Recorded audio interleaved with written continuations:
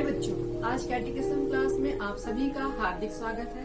चलिए क्लास शुरू करने से पहले हम एक छोटी सी प्रेयर करते हैं।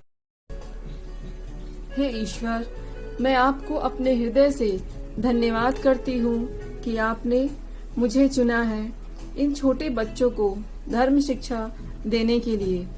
आप हमेशा हमारे साथ रहें। हर समय आपने हमें हर विपत्तियों से बचाए रखा। सदा आप हमारे साथ रहते हैं। हे ईश्वर, मैं सभी बच्चों के लिए विशेष पवित्र आत्मा के वरदानों की मांग करती हूँ। ये बच्चे आज की क्लास में जो भी पढ़े वे अपने जीवन में उसे लागू कर सके और एक अच्छे क्रिस्ती तथा अच्छे नागरिक बनकर अपने माता पिता का नाम रोशन करें। इस हेतु मैं आपसे प्रार्थना करती हूँ। बच्चों, हमने लास्ट क्लास में चैप्टर 6 नया चैप्टर शुरू कर दिए थे, है ना, जिसका पार्ट का नाम था क्रिस्त और कलीसिया का संबंध। क्रिस्त और कलीसिया के संबंध के विषय में मैंने आपको पिछली बार समझाया था और संत पौलुस हमको एक अच्छा उदाहरण देकर समझाते हैं कि क्रिस्त और कलीसिया का संबंध किस प्रकार है। एक बॉडी पार्ट के बारे में उन्होंने बताया था। जैसे कहा था, जिस प्रकार किसी एक अंग में दुख होने पर पूरे शरीर में उसका प्रभाव पड़ता है, उसी प्रकार यदि कलीसिया के किसी एक सदस्य को भी अगर कोई दुख होता है या तकलीफ होती है तो उसका सीधे संबंध किसके साथ होता है? क्रिस्त के साथ। क्रिस्त को भी उसका तकलीफ होता है ना।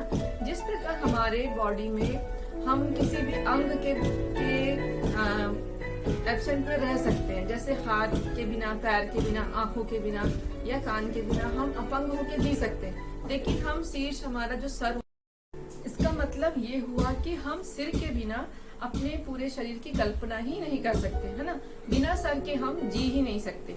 उसी प्रकार संत पौलुस कहते हैं कि कलीसिया क्रिस्त का शरीर है, तो जो क्रिस्त है वो उनका क्या है? शीर्ष है। मतलब इस चैप्टर में हमको ये समझ में आता है कि कलीसिया और क्रिस्त के बीच में क्या विशेष संबंध है। ठीक है, क्रिस्त कौन है? प्रभु यीशु। और कलीसिया क्या है? कलीसिया जो हम सब मिलके एक सदस्य बनाते हैं, एक साथ प्रेयर करते, एक साथ चर्च जाते, ये सब हमारा एक कलीसिया। कलीसिया के विषय में मैंने आपको पहले भी समझा चुकी हूँ। तो इसमें हम पूरा यही समझेंगे कि क्रिस्त और कलीसिया के बीच कैसा संबंध है। ठीक है, तो इसमें हमने एक छोटा सा वचन भी बाइबल से सुना होगा, आप लोगों ने भी पढ़ा होगा कि यहाँ पे दिया है कि ईश्वर ने कलीसिया में भिन्न भिन्न लोगों को नियुक्त किया।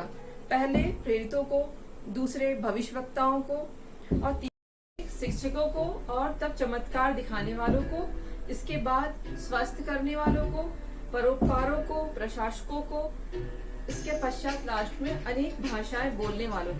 ठीक है, इसका मतलब ये हुआ कि ईश्वर ने सबको अपने अलग अलग कार्य सौंपे हैं। जैसे कि सबसे पहले उसने किसको चुना था? प्रेरितों को। ठीक है, प्रेरितों के बाद भविष्य की जो कहते हैं ना, क्या कहते हैं, जो हमें भविष्य के बारे में बताते हैं, जैसे भविष्यवक्ता, जो ज्योतिषी वगैरह होते हैं ना, वो जो हमें भविष्य की जानकारी देते हैं। उसके बाद तीसरे नंबर पे शिक्षकों मतलब टीचर्स लोग को। ठीक है, उसके बाद फिर चमत्कार दिखाने वालों को, फिर स्वस्थ करने वाले मतलब डॉक्टरों को चुना गया, और उसके बाद है परोपकार। इसका मतलब होता है जो दूसरों की भलाई करते हैं, उनको चुना गया। हाँ, और लास्ट में है प्रशासकों को, अंत में मतलब जो अनेक प्रकार की भाषाएं जो इसके आगे हम बुक से थोड़ा रीड करेंगे, जिससे आपको समझने में इजी हो जाएगा। ठीक है, जैसे है कलीसिया के सदस्य अथवा अंग होना हमारे लिए बड़े ही गौरव की बात है, लेकिन साथ ही साथ एक बड़ी जिम्मेदारी भी है। मसीह के शरीर के निर्माण में हम आलस्य नहीं कर सकते। ईश्वर द्वारा दिए हुए वरदानों का पूर्ण उपयोग करते हुए हमें उचित फल देना है, ताकि मसीह के शरीर का निर्माण तब तक होता रहे जब तक हम विश्वास तथा ईश्वर के पुत्र के ज्ञान में एक नहीं हो जाएं और मसीह की परिपूर्णता के अनुसार पूर्ण मनुष्यत्व प्राप्त ना कर लें। हमें मसीह की परिपूर्णता कैसे प्राप्त कर सकते हैं? बच्चों, ये एक क्वेश्चन है आप लोग के लिए कि हम मसीह की परिपूर्णता कैसे प्राप्त कर सकते हैं। उसका भी जवाब हमें संत पौलुस देते हैं। वह हमसे बताते हैं कि हम प्रेम से प्रेरित होकर सत्य बोलें और इस तरह मसीह की परिपूर्णता प्राप्त करें। वह हमारे शीर्ष हैं और उनसे समस्त शरीर को बल मिलता है। शीर्ष कौन है? हमारे प्रभु यीशु, जिनसे हम हमारे पूरे बॉडी को क्या मिलता है? बल मिलता है। वह शरीर के अपने सब संधियों द्वारा सुसंगठित होकर प्रत्येक अंग की समुचित सक्रियता से अपनी परिपूर्णता तक पहुंचाता है और प्रेम द्वारा अपना निर्माण करता है। ठीक है। अब हमारा दूसरा टॉपिक है कलीसिया प्रभु यीशु की दुल्हन। कलीसिया प्रभु यीशु की दुल्हन, ये हमारा सेकंड पॉइंट है। हाँ, इसमें कलीसिया को प्रभु यीशु की दुल्हन के रूप में, एक एग्जाम्पल के रूप में समझाया गया है। ठीक है, कि जैसे विवाह संस्कार में दो अलग अलग व्यक्तित्व अपनी स्वेच्छा से जीवन भर साथ रहने की प्रतिज्ञा करते हैं। दोनों ही स्वतंत्र रूप से इस समझौते को स्वीकार करते हैं और हर संभव प्रयास करते हैं कि उनकी प्रतिज्ञाओं के अनुसार वे अपना जीवन बिताएं। विवाह चाहे वह सामाजिक रीति रिवाज के अनुरूप हुआ हो या फिर संस्कार के रूप में, इसकी नींव विश्वास पर टिकी है। मतलब बच्चों, इसमें हमको विवाह संबंध को इतना विशेष बताया गया है कि उसको कलीसिया के लिए, मतलब ये बताया गया है कि जो कलीसिया को प्रभु यीशु की दुल्हन के रूप में बताया गया। और दुल्हन मतलब विवाह के तौर पे हमको पूरा समझाया जा रहा है कि विवाह दो लोगों के बीच में एक ऐसा संबंध है जो जिसका नींव किस पे डला है? विश्वास पे टिका हुआ है ना।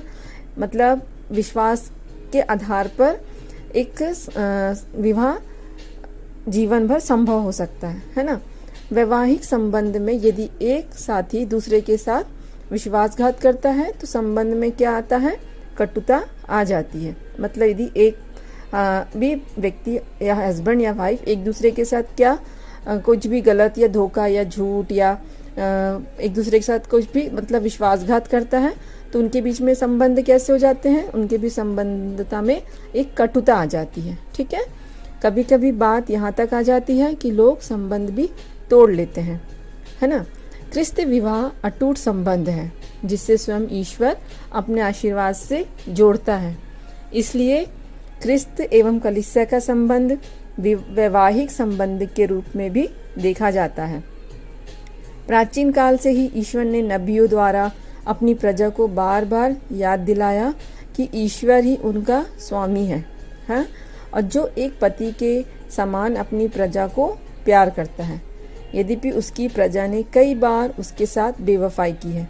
ये मैंने आपको पहले चैप्टर में भी बताया था कि जब ईश्वर ने इजरायलियों को मिस्र से बचा के लाए थे तब उन्होंने रास्ते में ईश्वर के साथ क्या किया था? बेवफाई की थी, है ना।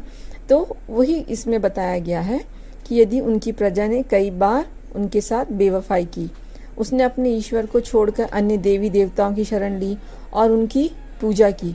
नबियों ने भी इसे व्यभिचार दिया और ईश्वरीय प्रजा को सचेत किया कि वह वापस प्रभु ईश्वर अपने स्वामी के पास लौट आए, जो सदैव उसे स्वीकार करने को तैयार रहते हैं, है ना। मतलब ईश्वर हमेशा, जो भी हम पाप करते हैं, गलती करते हैं और वापस यदि हम ईश्वर के पास जाते हैं तो ईश्वर क्या करते हैं? हमको क्षमा करके वापस अपना लेते हैं। ठीक है, इसके आगे हम देखते हैं नेक्स्ट पॉइंट। संत पौलुस बताते हैं कि क्रिस्त कलीसिया के दुल्हे हैं और वे उसके स्वामी हैं और कलीसिया उनकी दुल्हन है ना। मतलब क्रिस्त और कलीसिया को संत पौलुस ने कितने सुंदर तरीके से समझाया है कि कलीसिया के दूल्हे कौन है? उनके स्वामी है और कलीसिया उनकी क्या है? दुल्हन है। हाँ, जिस प्रकार दुल्हे अपनी दुल्हन पर रीझता है उसी प्रकार क्रिस्त कलीसिया अपनी दुल्हन को देखकर खुश होते हैं। क्रिस्त अपनी दुल्हन कलीसिया से प्यार करते हैं और अपने आप को उसके लिए निछावर कर देते हैं। संत पौलुस क्रिस्त तथा कलीसिया के संबंध की तुलना वैवाहिक संबंध से करते हुए हमें यही बताना चाहते हैं कि हम किस तरह क्रिस्त और हमारे संबंधों के बीच में स्वतंत्रता है और हमें कैसे क्रिस्त के प्रति विश्वस्त बने रहना है ना। क्रिस्त मतलब हमारे प्रभु यीशु और उनके प्रति हमको कैसे बना रहना है? एक बिल्कुल अच्छे विश्वासी की तरह उनके साथ हमको बने रहना, अच्छे संबंध हमको बना के रखना, उनके साथ हमको कभी भी बेवफाई नहीं करना, उनके साथ धोखा नहीं करना, है ना। उनके साथ एक अपन को एक प्यार भरा रिश्ता बना के रखना है। ओके, अब हमारा अगला पॉइंट है प्रभु यीशु में कलीसिया एक परिवार। हाँ, हमारा ये सेकंड पॉइंट है।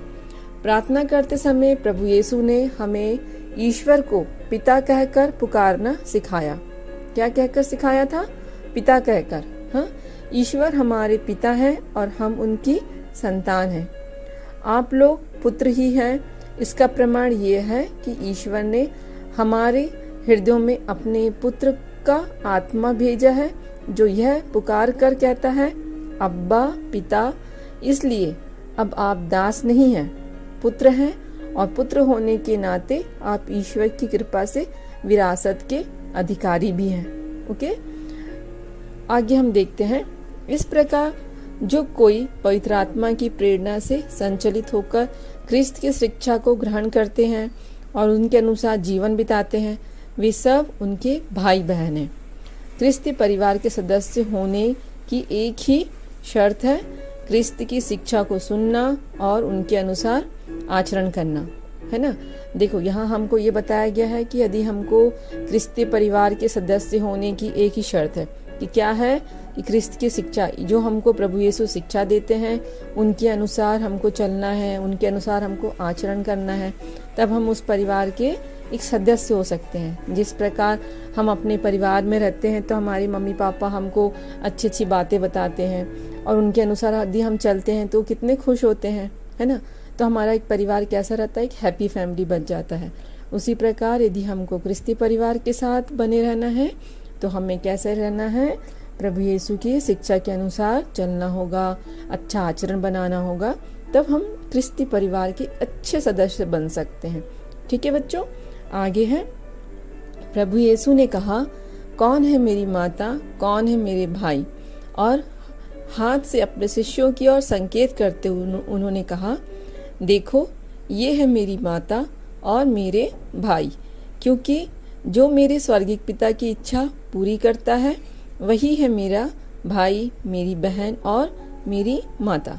देखो ये बच्चों हमने बाइबल में संत मती में पढ़ा है अध्याय 12 में कि प्रभु यीशु कहते हैं कि जो मेरी शिक्षा के अनुसार चलता है, मेरे वचनों के अनुसार चलता है, एक अच्छा आचरण रखता है, तो वही क्या है? मेरे भाई, मेरे माता, मेरे पिता और मेरे बहन। ठीक है, तो हमें भी उसी प्रकार से चलना होगा, तभी हम प्रभु यीशु के क्या बन सकते हैं? एक अच्छे पुत्र पुत्रियां, है ना, बन सकते हैं। हमारा विश्वास हमें ईश्वर की संतान बनाता है, लेकिन सच्ची संतान बनकर पिता के घर में बने रहने के लिए उनकी शिक्षा पर हमें चलना होगा, है ना। देखो कितना सुंदर वर्ड दिया है कि सच्ची संतान बनकर पिता के घर में बने रहने के लिए हमको क्या करना होगा? उनकी शिक्षाओं पर हमें चलना होगा। और उनकी शिक्षा क्या थी? पुराने नियम, बाइबल के पुराने नियम में हमने पढ़ा है, मैंने पिछले लास्ट चैप्टर में भी बताया है। ईश्वर ने हमको 10 आज्ञाएं दी है ना। उन 10 आज्ञाओं को हमको क्या करना है? पालन करना है। उन आज्ञाओं के अनुसार हमको अपना जीवन बिताना होगा, तब हम क्या बन सकते हैं? ईश्वर की एक अच्छी संतान बन सकते हैं, है ना। इस चैप्टर में पूरा हमको यही समझाया गया है कि क्रिस्त और कलीसिया का संबंध किस प्रकार है और किस प्रकार से हमको उन संबंधों को निभाना है, एक अच्छी संतान बनना है, ईश्वर के वचनों के अनुसार हमको चलना है, एक अच्छा आचरण बनाना है, तभी हम क्या हो सकते हैं? अपने मतलब ईश्वर ने बताया है कि हम एक क्रिस्ती परिवार के एक अच्छे सदस्य बन सकते हैं।